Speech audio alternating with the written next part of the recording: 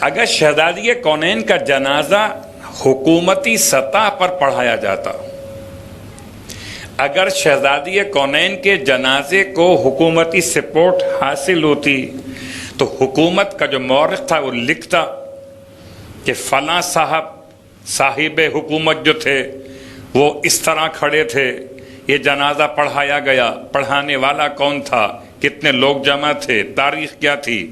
اور اگر جب کبھی اقتدار کی طرف سے، جب کبھی صاحب اقتدار کی طرف سے کوئی کام کیا جاتا ہے تو اسے لکھا جاتا ہے، لیکن چونکہ اس کے برخلاف شہزادی کونین کے جنازے کے اعتبار سے حضرت عباس ابن عبد المطلب نے مولا متقیان علی ابن ابی طالب علیہ السلام کی بارگاہ مقدس میں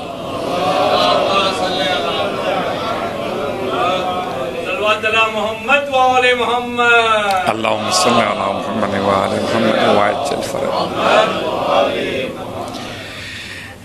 ایک قاصد کو روانہ کیا تھا۔ قاصد کا نام بعض مورخین نے لکھا عمار یاسر۔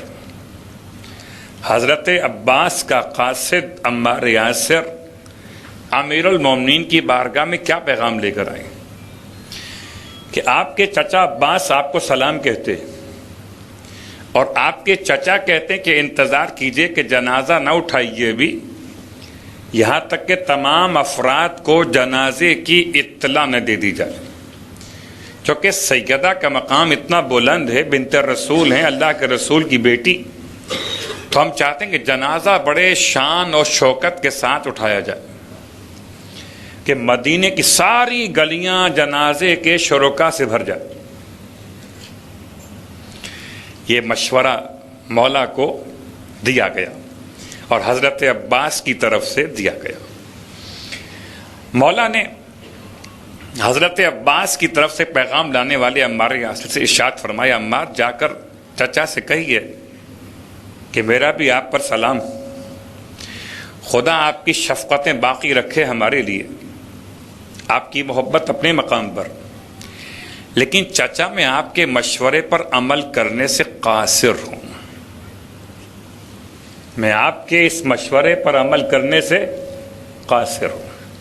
کیوں؟ اس لیے کہ خود بنت رسول کی وصیت کے اعتبار سے جنازہ اس طرح سے اٹھایا جائے کہ جن افراد نے سیدہ کو اذیت پہنچائی ہے ان افراد کو جنازے میں شریک نہ ہونے دیا جائے۔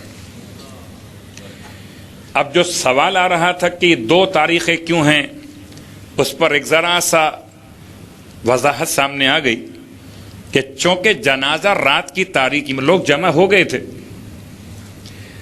خبر ملتے کے ساتھ سیدہ کی شہادت لوگ جمع ہوئے تھے، تو تقریباً یہ واقعہ نماز مغربین کے وقت کا ہے،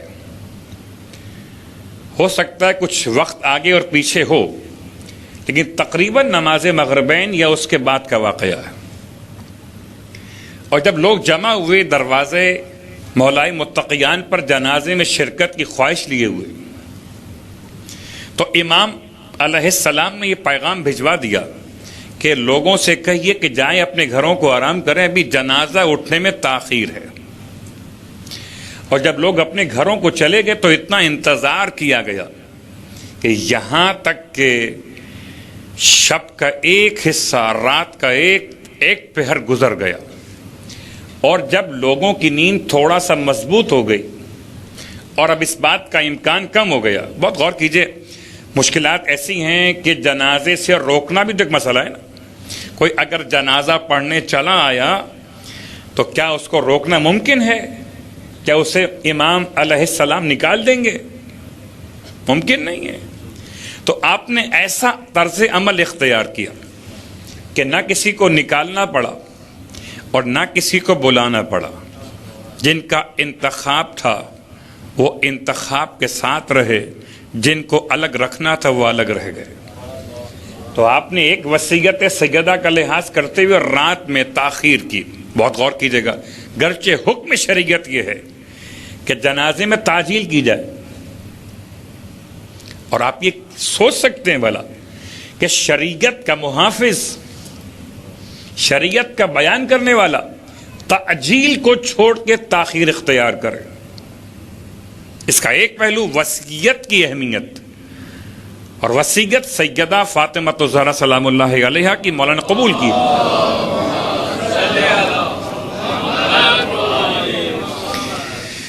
اب یہاں پہنچ کر ایک سوال یہ پیدا ہوتا ہے کہ شہزادی آپ نے وصیت کیوں کی ایسے؟ کیا سیدہ جیسی شخصیت کے بارے میں یہ گمان کر سکتے ہیں کہ شہزادی کونین نے اپنی ذاتی حیثیت میں اس حد تک نفرت کا اظہار کیا ہو کہ جنازے میں شریک ہونے سے روکنے کا حکم دے دی؟ یقیناً کوئی تو ایسی بات تھی. سیدہ کی محبت بھی محبت برائے خدا تھی، اور سیدہ کی نفرت بھی نفرت برائے خدا تھی. سیدہ نے جس سے محبت کی برائے خدا کی، اور سیدہ نے جس سے نفرت کی برائے خدا کی. کاش کہ وہ زمان نصیب ہو جبکہ وہ خط کھول کے پڑھا جا سکے سب کے سامنے.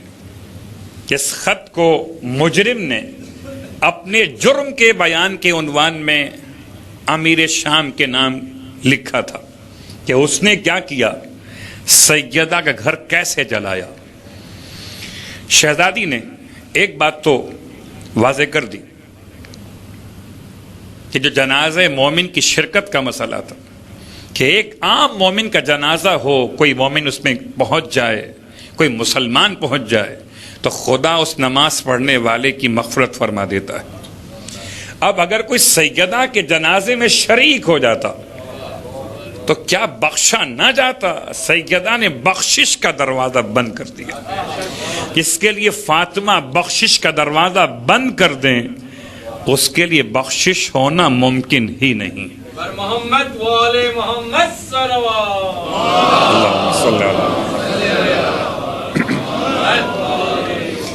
تو منزل تمہید نے بات کہ 75 دن کیوں اور 95 دن کیوں؟ چونکہ جنازہ باہر گھر سے روایات کے اعتبار سے لایا ہی نہیں گیا، بلکہ حجرے میں مولائے متقیان نے حجرے میں نماز جنازہ کو ادا فرمایا. اگر جنازہ گھر سے باہر لایا جائے تو تاریخ معلوم ہو کہ کیا تاریخ تھی، لوگ جمع ہوں، لکھا جائے. اب رہا مسئلہ کہ گھر کے باہر جو افراد آ بھی سکتے تھے ان کو اس انداز سے روک دیا گیا کہ جنازے میں تاخیر کی گئی. پھر مولا نے وصیت فرمائی اپنے بچوں سے کہ اپنی ماں کے جنازے پر بھی آہستہ گریا کرو. کیوں؟ کہ کہیں آواز گھر سے باہر نہ چلی جائے. آواز باہر جائے گی. آواز باہر گئی کب گئی؟ وقت شہادت گئی، وقت جنازہ نہیں گئی. وقت شہادت اور ہے، وقت جنازہ اور ہے، اور درمیان میں تقریباً 3 سے 4 گھنٹے کا فاصلہ ہے. وقت شہادت تو گریا بلند ہوا، لیکن وقت جنازہ امام کی وصیت، امام نے تاکید فرمائی کوئی زور سے نہ روئے کہ کہیں آواز گھر سے باہر نہ چلی جائے. اور اس کے بعد اس سوال کا جواب تلاش کرتے ہوئے کہ 75 دن اور 95 دن شہزادی کونین تو اپنے سارے مصائب کو ایسے چھپا کے رکھتی تھی کہ اپنے گھر کے افراد کو بھی آپ نے معلوم نہیں ہونے دیا. اب علماء نے جو روایت لکھی تو عربی میں اس زمانے میں جب لکھے جاتے تھے الفاظ تو بغیر نقطوں کے لکھے جاتے تھے.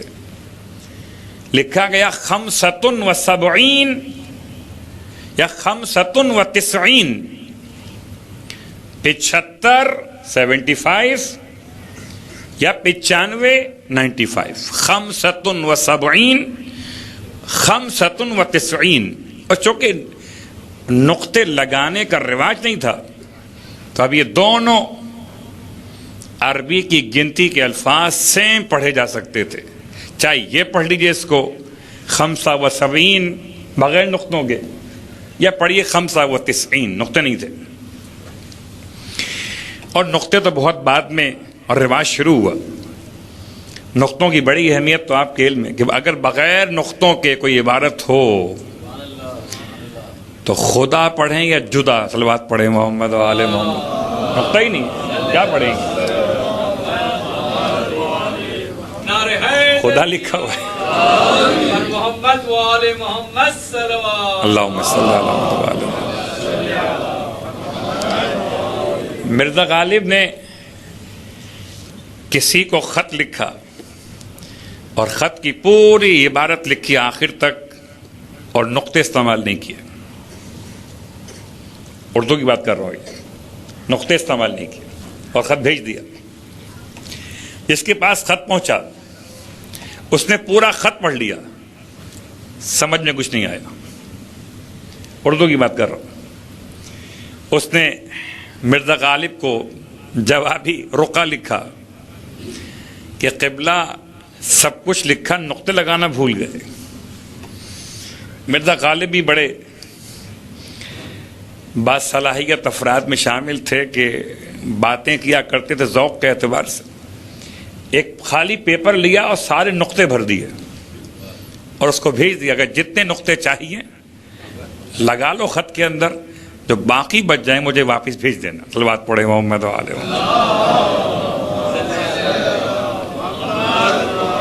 تو جو سوال عام طور پہ اٹھتا ہے کہ یہ 2 تاریخیں کیوں ہیں؟ جو تاریخیں 2 نہیں ہیں، 2 سے زیادہ ہیں، لیکن جو زیادہ معروف ہیں 75 و 95،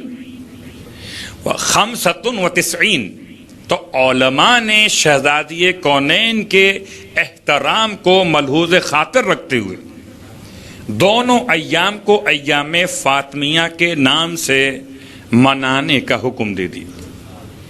ہو سکتا ہے 75 دن، ہو سکتا ہے 95 دن۔ برحمتك يا أرحم الراحمين وصلى الله على محمد وآله